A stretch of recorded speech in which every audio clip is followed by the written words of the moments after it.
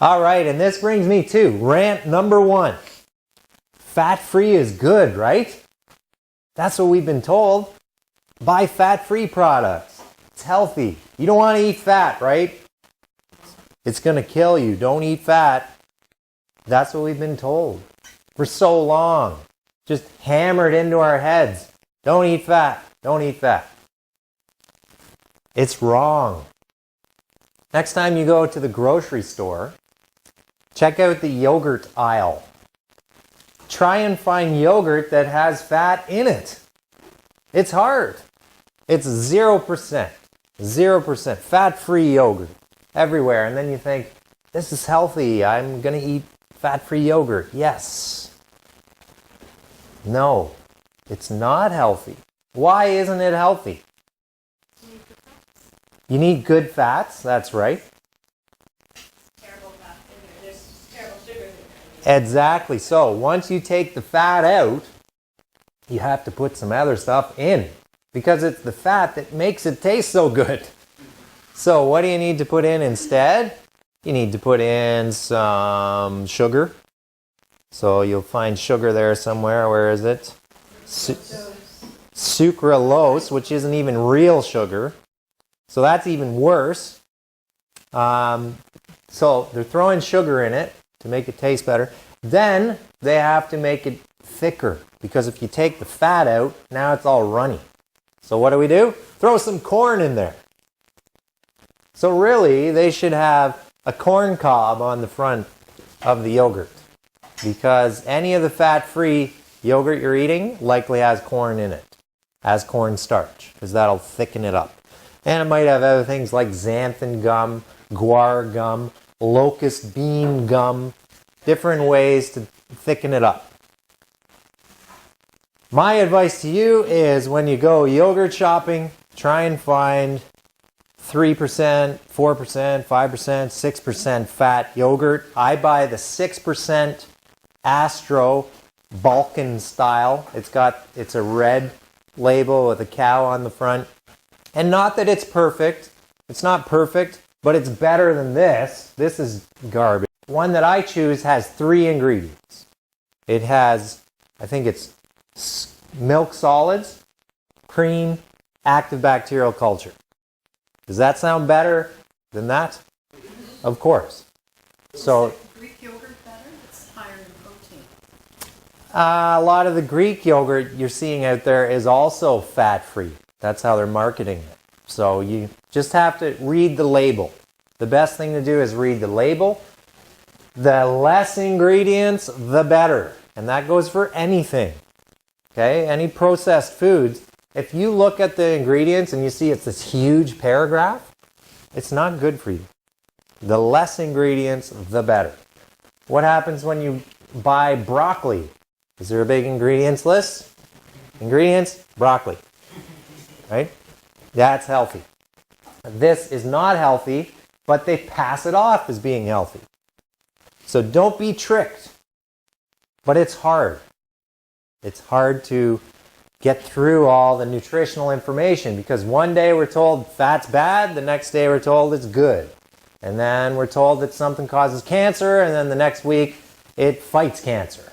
So it's really hard to get through all the nutritional information, but I'll try and give you some basics to go from. I saw a funny quote on Twitter once that said, in the future, grocery stores will simply be called corn. Because corn is in almost everything. When you start to look at the labels, you'll see corn. All right, biohack number 5. Breakfast of champions. I had a situation where for many years, I couldn't figure out why is it that when I eat my breakfast, about an hour later, I'm starving. And I always accepted it as, it's because I exercise a lot, I've got a crazy metabolism, that's why. Okay? And I never really questioned it.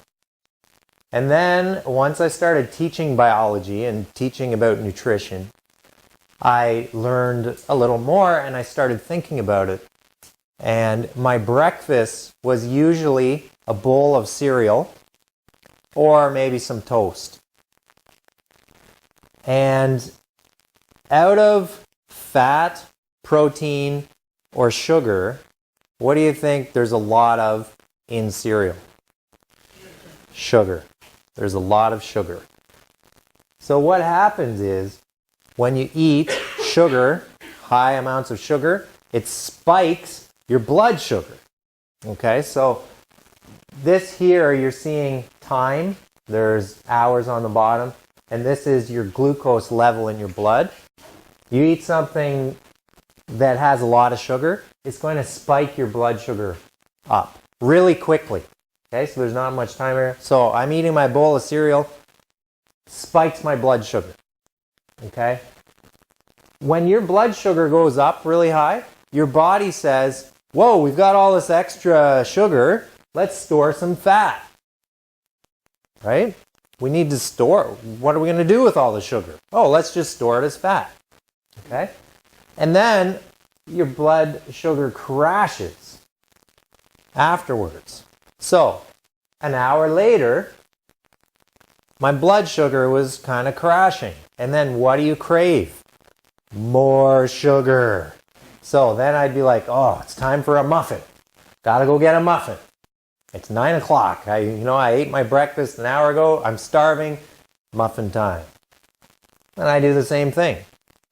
So if I just kept that up for a really, really long time, I'm almost guaranteeing I'll get diabetes. And it's because when your blood sugar spikes, then your insulin is released from your pancreas, and the insulin tells your cells to let the sugar in. But over time, if you keep pounding yourself with sugar, eventually the insulin doesn't have as good of effect anymore. And now the sugar can't get in your cells, and it stays in your bloodstream. And then you get diabetes. So what are some symptoms of diabetes? Urinating a lot. Why? Do you know why? If you have a lot of sugar in your blood, but you're not putting it in the cells, then what you will do is pull water out of your cells to try and reduce the amount of sugar in your blood, and that's going to dehydrate you, and it's going to pull more fluid into your blood, which your kidneys are going to say, there's too much fluid, let's pee more. So then you have to urinate more frequently. And you're thirsty all the time, and you're low energy because the sugar's in your blood, it's not doing anything, it's not in the cells. So that is why you get these weird symptoms with diabetes. So what's the better way? Eat some fat and protein. So you eat some fat and protein, a little bit lower carb, and what happens? Your blood sugar goes up slowly. Stable blood sugar. You're in fat burning mode now because you don't have an abundance of sugar. So because you don't have an abundance, your body says, let's break down fat for energy. So it's counterintuitive, isn't it? It's like eat fat to burn fat. Okay, but you got to eat the good fats. There are bad fats out there too. I'm not saying go eat some French fries that are fried in oil. That's bad fat. Okay? So what I've started to do is my breakfast is that same yogurt I told you about, and I just throw some fruit, maybe some berries in it, and some almonds. Almonds are good fat, by the way. So I'll put some almonds in there, and I'll take some natural peanut butter, and I'll dump that in there as well. So good protein in there, some good fats also. So very high fat, high protein, low carb, and this is what happens. I'm not hungry at all. I had my breakfast at 7 this morning. What are we at? Almost 11? I don't feel at all hungry. I could go another 2 hours at least probably without starting to feel hungry. Because fat is very satiating. It takes a while to break it down in your digestive tract. Whereas if you drink Coke, then it doesn't take long to break that down, right? It's just sugar. Boom. Spike your blood sugar. Okay, so that's one of the biohacks that I've recently put in the past couple years. and it's made a huge difference. I don't get that sugar craving mid-morning anymore. It's fantastic. So increase fat and protein, decrease carbs. Almost all of you are getting too many carbs. I'm not saying don't eat carbs. Just reduce your carbs, and the carbs you get should be from vegetables. Those are good sources of carbs.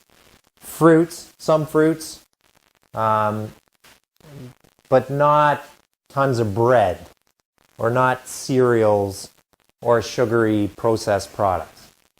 So my sample breakfast, 6% plain yogurt, natural peanut butter, berries, and almonds.